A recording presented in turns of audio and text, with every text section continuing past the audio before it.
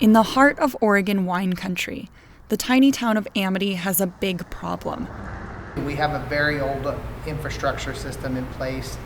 Some of the pipes delivering water to people's homes are so old, they're made out of wood, explains former Mayor Ryan Lehman.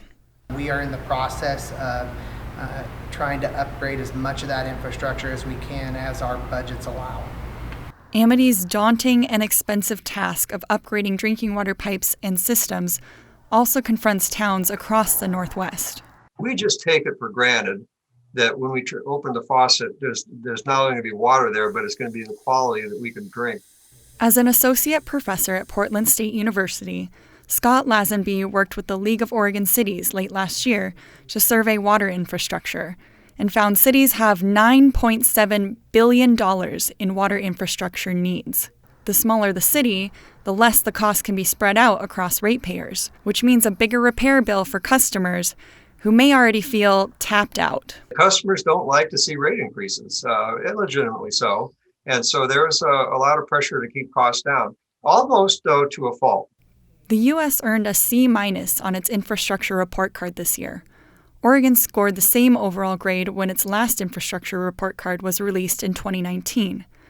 A C grade equates to mediocre, meaning the infrastructure is in fair to good condition, but shows general signs of deterioration and requires attention. Of all the categories, Oregon scored the lowest grade, a D, for its wastewater infrastructure. The fact is you can't live without water, and you can't live without having it taken away in the wastewater system. Greg DiLoretto is part of the American Society of Civil Engineers Committee on America's Infrastructure, which is responsible for the report card.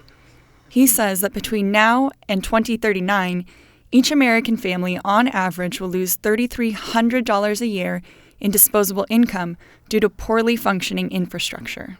It's like owning the home, and you got to repaint it every so many years, and you've got to put a roof on it so many years that it just continues to require maintenance and operations, and it continues to require investments that we have to make in the system.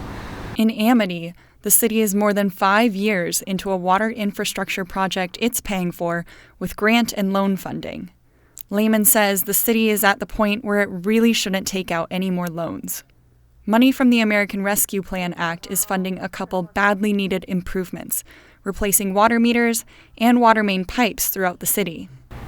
I hope that in the future, infrastructure-related bills that are passed at the federal level focus more on infrastructure, because that is really what I consider the nuts and bolts to each community. Going into the future, Oregon will need to use its water wisely, every drop that it has. Amanda Arden, KOIN 6 News.